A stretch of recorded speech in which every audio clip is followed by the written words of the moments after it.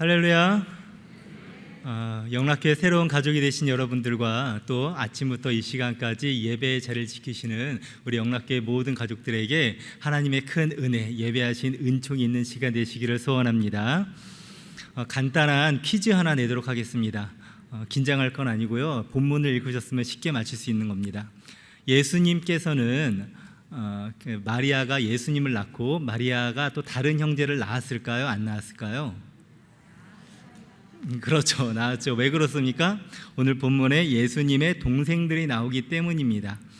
그러니까 예수님의 동생들이 있다는 것은 마리아가 당연히 예수님의 형제들을, 동생들을 낳았다는 것이죠.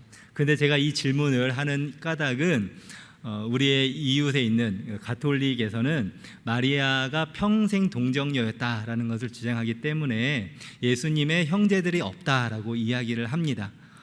그러면은 우리가 오늘 읽은 본문에 명확하게 나오는데 무슨 말이냐라고 우리는 의아심을 가질 수 있죠. 그래서 그분들은 어떻게 해석하냐면 이 형제가 친형제가 아니라 사촌 형제다라고 이렇게 해석을 합니다. 헬라어에 명확하게 형제와 사촌 형제는 다른 단어로 나오는데도 불구하고 마리아가 평생 동정녀여야 되니까, 아이를 낳으면 안 되니까 여기 나오는 형제는 사촌 형제다라고 설명을 하는 것이죠. 마가복음 6장 3절에도 예수님의 형제, 동생들이 4명이 나옵니다. 그런데 사촌 형제로 한다면 사촌 형제가 4명밖에 안 되겠습니까? 특히 그 당시에는 더 많을 테죠. 그런데도 불구하고 마리아의 평생 동정녀설을 지켜야 되기 때문에 이렇게 해석합니다.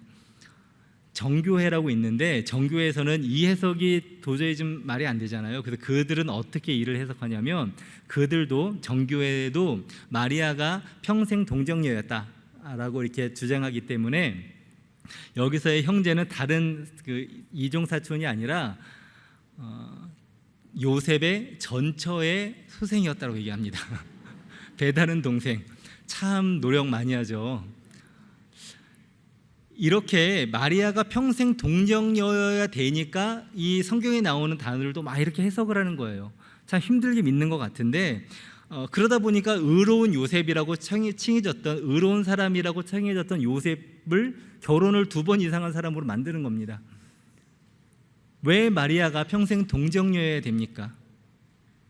부부가 사랑을 해서 아이를 낳는 것, 이것이 얼마나 거룩한 것인데, 하나님이 정하신 창조 질서인데 이것이 나쁜 것이 아닌데도 불구하고 마리아 약간의 숭배성이 있기 때문에 마리아가 평생 동정녀여야 된다는 거예요. 그러다 보니까 이런 명확하게 예수님의 형제들이 나오고 또 그 마리아의 자녀들이 나옴에도 불구하고 이종사촌이다, 배다른 형제다, 이렇게 해석을 하는 것이죠. 우리 한번 따라해 볼까요? 말씀대로 믿읍시다.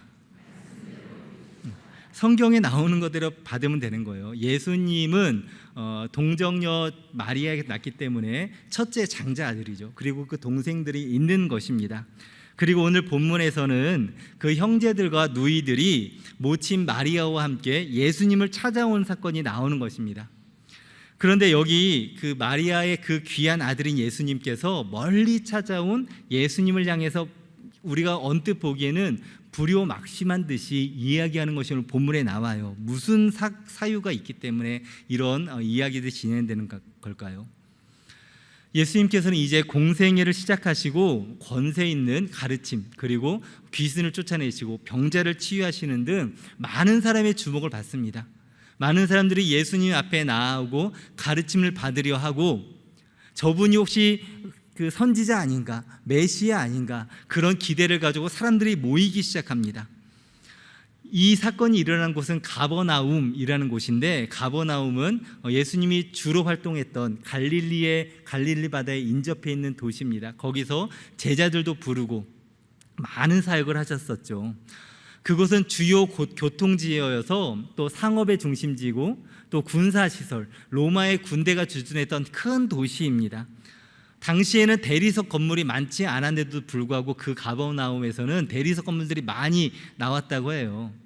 반면에 예수님의 고향이 어딘지 아시지요? 나사렛입니다. 나사렛은 어떤 동네냐면 구약에 등장하지도 않는 시골 동네입니다. 산 골짜기에 있는, 산에 있는 도시였던 거예요. 그래서 나다나엘이, 요한복음의 나다나엘이 나사렛에서 무슨 선한 것이 나느냐라고 무시할 정도로 그런 나사렛 동네였다는 것입니다. 그런데 그곳에서 예수님께서 가버나움 동네에 오셔서 큰, 어떻게 보면 우리가 보기에는 인기를 얻으신 것입니다. 개천에서 용났다라는 표현이 거기서 나오는 것이죠. 현수막이 걸릴 만하지 않습니까? 나사렛에서 선지자가 나왔다라고 할 수 있는 것입니다.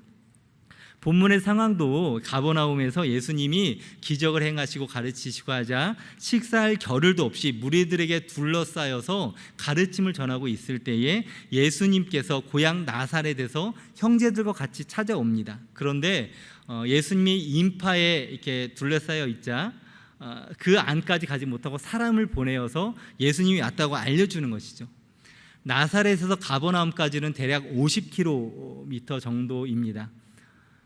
멀지 않은 거리일 수도 있겠지만 아마 여기에서는 50km 이상에서 오신 분들이 있을 것 같아요. 여기서 인천공항까지의 거리가 50km입니다. 동탄역 정도까지가, 또 춘천 정도까지가 50km. 제가 다 조사를 해서 왔습니다. 이 정도 거리인데 지금도 이게 길이 잘 돼 있는 지금 걸어간다 할지라도 하루 종일 걸어가야 될 때겠죠.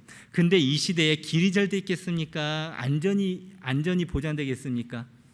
하루 나절을 계속 그렇게 가야 되는 거리가 쉽지 않은 거리겠죠. 친형제가 아니면 갈 수 없는 거리일 것입니다. 왜 이들이 이 험한 산길을 걸어서 나사렛에서 가버나움까지, 예수님이 있는 곳까지 왜 왔을까요? 그 먼 길을 왜 왔느냐? 오늘 읽은 본문 31절 처음에 이렇게 시작하죠. 그때에 예수의 어머니와 동생들이 왔다. 그때에 왔다고 합니다. 그때가 언제이냐? 그 위의 상황들이죠. 위의 상황들인데 예수님께서는 마가복음 3장이니까 이제 막 공생애를 시작하고 활동할 때입니다. 제자들을 세우시고 본격적으로 사역을 하실 때인데, 이렇게 예수님의 인기가 높아짐과 동시에 예수님에 대해서 견지하는 사람들이, 의심의 눈초리로 보는 사람들이 생기기 시작하는 것이죠. 나사렛 시골 동네에서, 예루살렘에서 온 것도 아니고 나사렛이라는 시골 동네에서 한 청년이 와서 이런저런 기적을 행하고 가르치는데, 그 어떤 서기관이나 율법사가 하는 것보다 권세 있게 가르치니까 누가 싫어하겠습니까? 예루살렘 본부가 싫어합니다. 그래서 22절에 예루살렘 당국에서 사람을 보내어서 이 예수님이 귀신의 힘을 쫓아서 귀신의 힘을 빌어서 귀신을 쫓아내는 것이다 라고 비난을 합니다. 그러니까 오늘 읽은 그 본문 바로 위에 있는 20절 21절에 무엇이라 얘기하느냐, 우리 성경책 있으시면 같이 읽겠습니다. 20절 21절입니다. 집에 들어가시니 무리가 다시 모임으로 식사할 겨를도 없는지라. 예수의 친족들이 듣고 그를 붙들러 나오니 이는 그가 미쳤다 하밀러라. 이거 아멘이라고 할 수도 없고 참 예수님이 미쳤다는 말을 들은 거예요. 이 말을 들은 마리아와 그 가족들은 심정이 어땠을까요? 많은 성경학자들이 예수님의 가정은 가난했다고 이야기합니다. 예수님이 태어나자마자 좀 있다가 정결 예식을 하는데 비둘기로 제사를 드리는 것, 소나 양으로 드리지 않고 비둘기로 드렸다는 것은, 가난한 집은 비둘기로 새로 드렸거든요. 가난한 집이었죠. 그리고 예수님의 출생 기사 이후에는 요셉이 등장하지 않습니다. 그래서 아마 요셉은 일찍 아마 죽었을 것이다. 그래서 마리아만 있을 것이다. 그리고 아버지가 없는 그 집의 가장이 누굽니까? 예수님이시죠. 예수님이 장자잖아요. 그리고 모친 마리아가 있고, 그 집이 직업이 뭐였습니까? 목수였죠. 마리아가 목수 일을 했을까요? 잘 모르겠습니다. 그 시대에 아마 안 했겠죠. 그 가정의 어떤 가장 역할을 예수님이 해야 될 터인데, 그런데 예수님은 나이가 30이 되자 가정을 책임져야 할 그 나이에 하나님의 나라를 선포하기 위하여 집을 나옵니다. 동생들을 놓고, 어머니 모친을 놓고 하나님의 나라 복음을 전하기 위해서, 사명을 위해서 집을 나오는 것이죠. 예수님의 심정이 어땠을까요? 아니, 그 예수님을 보내야 하는 동생들과 그 어머니 마리아의 마음이 어땠을까요? 참 복잡다단했을 것 같습니다. 아마 모르긴 몰라도 수태고지를 받은 마리아는 예수님이 범상치 않은 사람이란 걸 당연히 알았지요. 아무리 알았다 할지라도 그 자신이 낳은 예수가 하나님의 아들일 줄은 몰랐을 것입니다. 십자가에 못 박혀 죽어야 될지는 몰랐을 것입니다. 다만 과거에 구약에서 수태고지를 받았던 사람들처럼 새 시대를 준비하는 사무엘 같은 선지자, 혹은 결국은 실패했지만 그 나라의 지도자로, 구원자로 불론받았던 삼손과 같은 그런 민족의 지도자나 선지자, 혹은 전무후무한 정말 구약에서 많은 사람이 기다려왔던 어떤 정치적인 메시아이지 않을까라는 기대를 했을지도 모르겠습니다. 여하튼 마리아도 수태고지를 받아서 예수님이 자신의 아들이기보다 하나님 나라의 어떤 선지자로서 일을 해야 될 걸 알았겠죠. 그렇기에 집을 나서는 예수님을 막지 않았을 것입니다. 그저 바라보며 기도했겠죠. 그런데 그렇게 집을 나간 예수님이 가버나움에서 이런저런 일을 하는데, 그런데 들려오는 소리가 무엇입니까? 그가 미쳤다, 귀신의 힘을 빌어서 귀신을 쫓아낸다, 이런 이야기를 들으니까 그 마음이 어떻겠어요? 그렇기 때문에 그 형제들과 함께 형제들이 어머니 마리아를 모시고 그 먼 길을 그 가버나움까지 쫓아온 것입니다. 걱정돼서 온 것이죠. 자, 그렇게 오늘 본문이 이루어지고 있는데 예수님께서 오랜만에 그 아들을 찾아온 것입니다. 예수님의 입장이라면 어떻겠습니까? 예수님이 이렇게 사람들을 가르치고 있는데, 그리고 당국에서는 자신을 미쳤다라고 얘기도 하고 또 귀신의 힘을 쫓는다고 이렇게 이야기하고 공격받는 상황 속에서 예수님이 찾아왔습니다. 어떻게 해야 됩니까? 당장 나가서 어머님 그간 강령하셨습니까? 인사하려고 해야 될 것 같지 않습니까? 그런데 뭐라고 대답을 합니까? 우리 32절 33절 같이 한번 읽어보겠습니다. 무리가 예수를 둘러 앉았다가 여짜오되 보소서 당신의 어머니와 동생들과 누이들이 밖에서 찾나이다. 대답하시되 누가 내 어머니며 동생들이냐 하시고. 여러분 자녀들에게 이 말 듣는다면 어떨 것 같습니까? 찾아갔는데 그 아들이, 장자가, 그 소중한 아들이, 그렇게 자랑스럽고 귀한 아들이 누가 내 어머니고 내 누이냐, 진정한 내 어머니는, 진정한 내 가족은 혈육의 가정이 아니라 바로 둘러선 너희들이다라고 얘기한다면 부모의 마음이 찢어질 만도 해요. 그런데도 불구하고 성경이 이것을 기록한 까닭이 무엇일까요? 예수님께서 혈육의 가정을 부인하는 것입니까? 절대 아닙니다. 예수님이 불효자겠습니까? 더욱더 아니지요.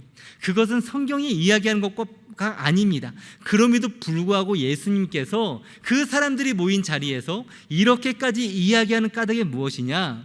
혈육으로 이어진 가족보다 더 근원적인 가족, 그것은 바로 그리스도의 피로 이어진 하늘 가족을 말씀하시기 위함인 것입니다.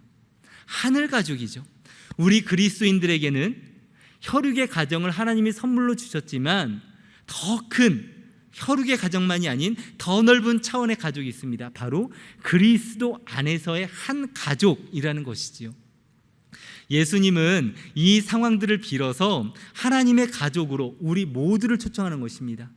하나님의 말씀 가운데 사는 우리 모두가 바로 너희가 나의 가족이다 라고 불러주시는 초청의 은혜고 큰 은혜의 말씀이라는 것이죠. 단 하나 하나님의 가족에 대한 조건이 있죠. 무엇이라 하십니까? 35절입니다. 같이 읽겠습니다. 시작. 누구든지 하나님의 뜻대로 행하는 자가 내 형제요 자매요 어머니니라. 아멘. 하나님의 뜻대로 행하는 자. 이거 하나님의 뜻대로 행하려면 너무 어려운 거 아닙니까? 라고 생각될 수도 있습니다. 부담될 수도 있습니다. 그런데 하나님이 정말 원하시는 뜻이 무엇일까요? 우리에게 원하는 하나님의 뜻, 하나님의 소원, 그것은 무엇이냐? 여러 가지로 설명할 수 있지만 한 가지로 정리해서 얘기한다면 그리스도 예수를 구주로 영접함으로 말미암아 구원받고 하나님의 자녀가 되는 것, 그것이 하나님의 뜻 아니겠습니까? 하나님이 우리에게 원하시는 것, 우리의 과거의 삶을 벗어버리고 하나님 앞에 나와 구원받은 자로 살아가는 것, 하나님의 자녀가 되는 것이 주님의 뜻이라는 것입니다. 구원받은 자란 어떤 자이냐? 내 뜻대로 사는 것이 아니라 하나님 뜻대로 살아가는 자이죠. 하나님께서는 모든 사람이 구원받기에 원하시는 분이십니다. 그렇듯이 우리 이 자리에 앉아있는 세 가족분들, 또 이 가족이 이곳에 있는 우리 모든 영락의 가족들은 그냥 영락교회에 등록했으니까 하나님의 가족이다, 새 가족이다 부르는 것이 아니라 예수 그리스도 안에서 한 형제 자매이기 때문에 구원받은 자로서 하나님을 아버지로 모시는 한 자녀이기 때문에 우리는 한 가족이라 부른다는 것이죠.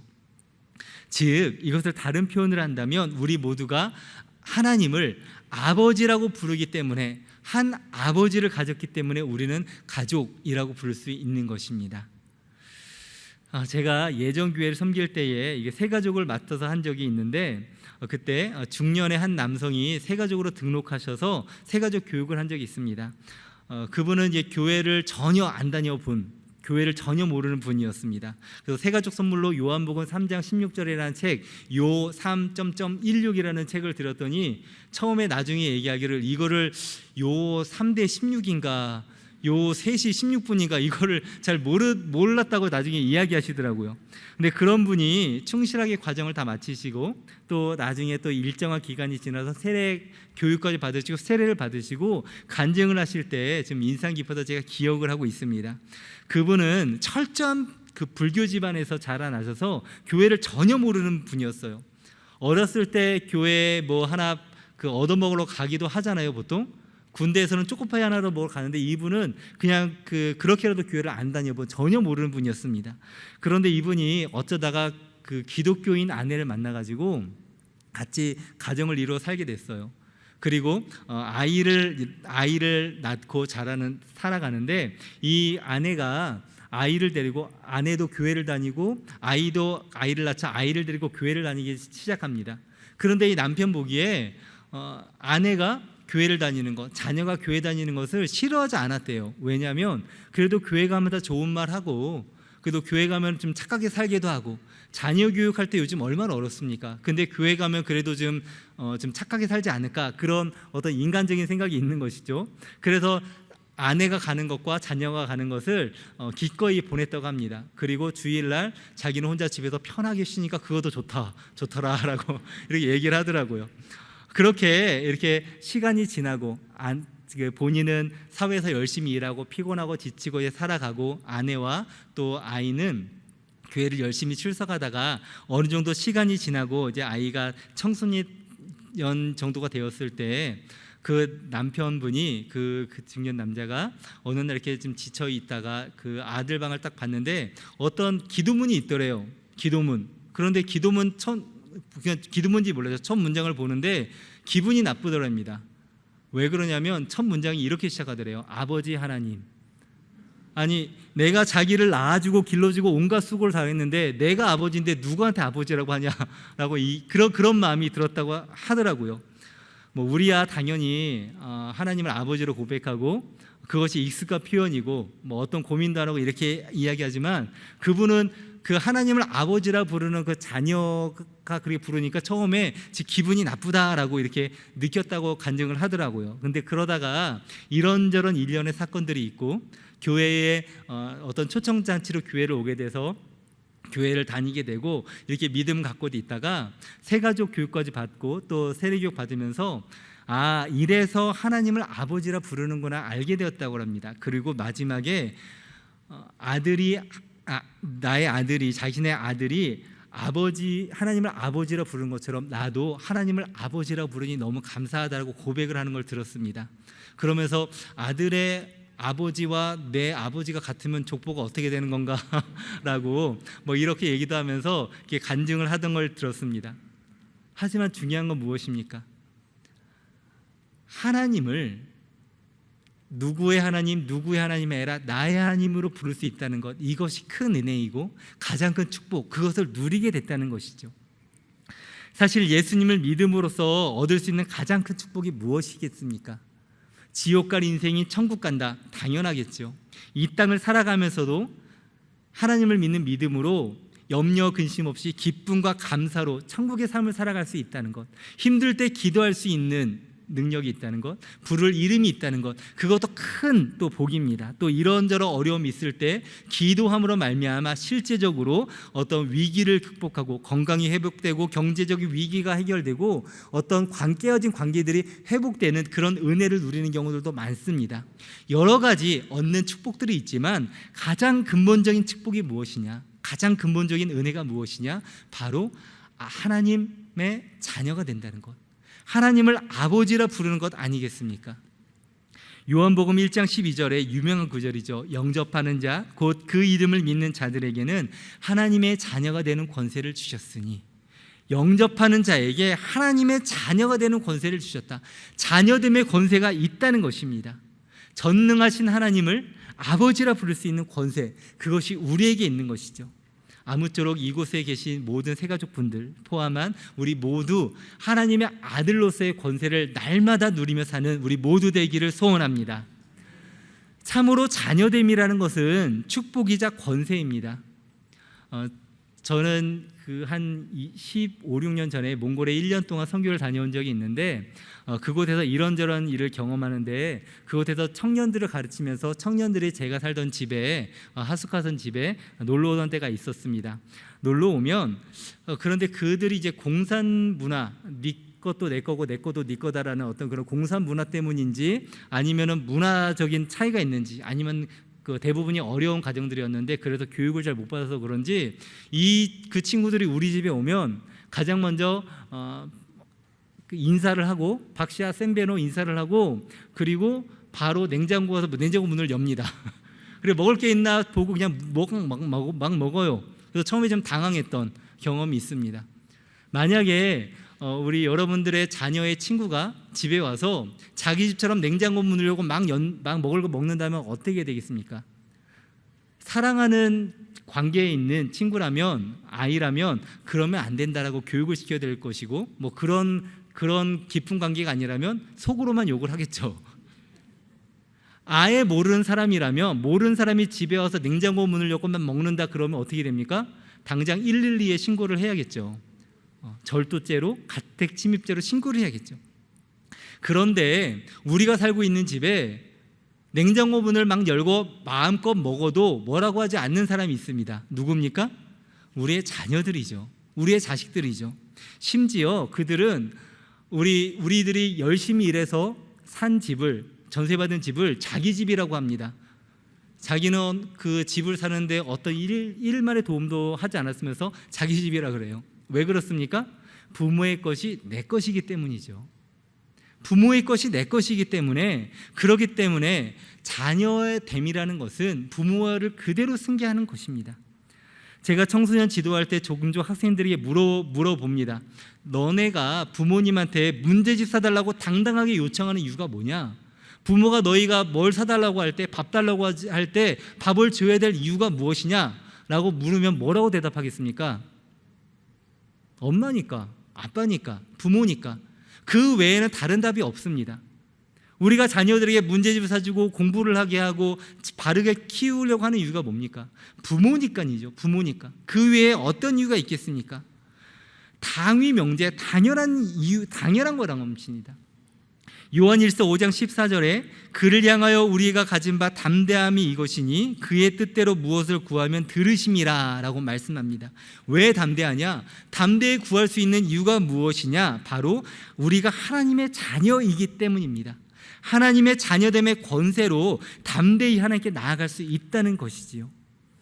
우리가 신앙생활할 수 있는 것, 우리가 기도할 수 있는 것, 우리가 담대히 나갈 수 있는 것, 바로 우리는 하나님의 사랑받는 자녀이기 때문입니다. 그 사랑 가운데 날마다 거하시는 우리 모두 되시기를 바랍니다. 우리는 이 세상 살아갈 때 하나님의 사랑을 경험할 수 있는 가장 유사한 세상의 사랑이 무엇인지 아십니까? 하나님의 사랑을 표현할 때 이 세상에 있는 사랑들 가운데 하나님의 사랑과 가장 가까운 사랑이 무엇이겠습니까? 부모님의 사랑이죠. 부모님의 사랑, 아가페적인 사랑입니다.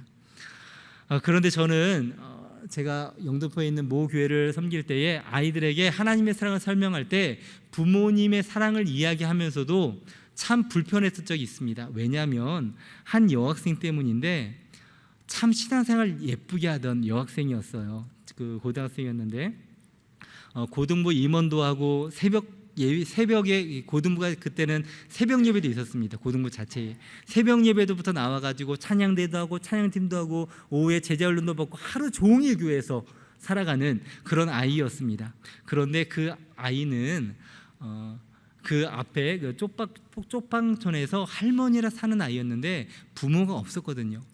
그 부모가 철없던 그 10대 시절에 둘이 그 관계를 맺고 아이를 낳았고 남자 학생은 그냥 어디 가버리고 그 여학생은 자기 엄마 즉 그 아이의 할머니한테 딸을 맡기고 종적을 감춰버렸습니다.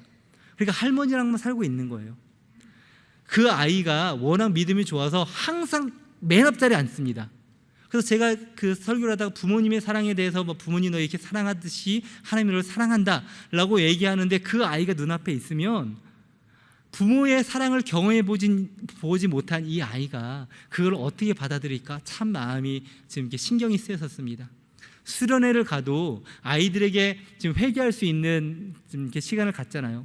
부모에게 잘못했던 거 그런 거를 많이 하는데 그때도 맨 앞에 앉아 있는 그 아이가 눈에 들어오는 거예요. 부모의 그 사랑과 부모의 그 헌신을 경험하지 못한 아이가 이 설교를 어떻게 받아들일까 참 눈에 밟혔고 또 고민했던 때가 있습니다. 그런데 이 아이가 어느 날 이렇게 성경 공부도 하고 그 아이가 어려워서 참 교회에서 다 키우고 기도해주고 교회 많은 권사님들 선생님 집사님들이 정말 사랑으로 어머니처럼 또 형제처럼 키웠는데 그 아이가 제자훈련을 마치면서 소감물 같은 걸 쓰는데 소감물을 서로 이렇게 나누면서 이런 얘기를 한번 하더라고요. 자기가 가장 좋아하는 성경 구절이 있다. 시편 27편 10절입니다. 그 성경 구절은 바로 이 구절이죠. 내 부모는 나를 버렸으나 여호와는 나를 영접하시리로다. 내 부모는 나를 버렸으나 여호와는 나를 영접하시리로다. 세상의 부모는 정말 그렇지 않습니까? 그렇게 실제적으로 아이를 버리는 부모들도 많고 버리지 않는다 할지라도 자녀를 자기 소유인 양 억압하거나 잘못 키우는 부모들도 많습니다.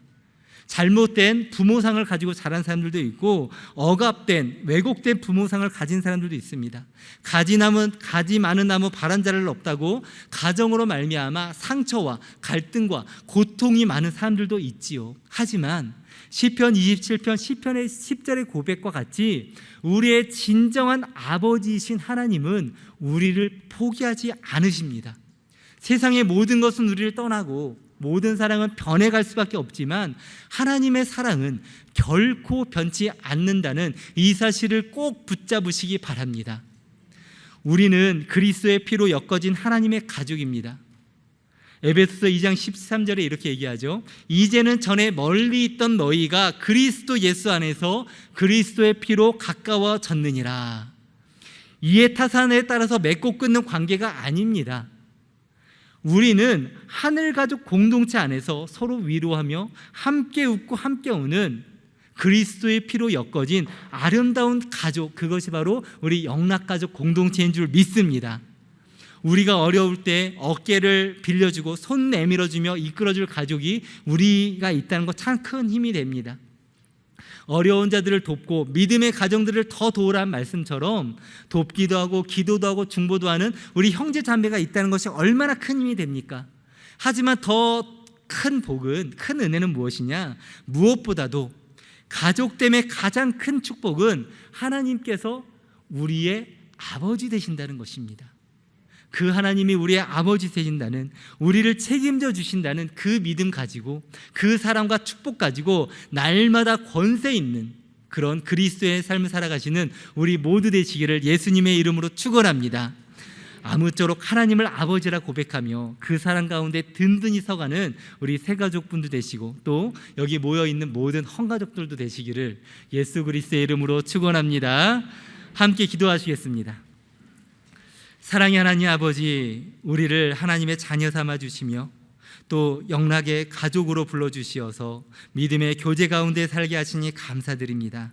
오늘 주신 말씀대로 우리를 결코 포기하시지 않으시는 하나님 아버지의 사랑을 붙잡고 날마다 승리하게 하여 주시옵소서. 우리 영락 공동체에 새 가족을 보내주시니 감사합니다. 그리스도의 피로 하나 된 한 가족임을 고백하며 서로 사랑하며 섬기는 복된 지체들로 굳건하게 서게 하여 주시옵소서. 예수 그리스도의 이름으로 기도하옵나이다. 아멘.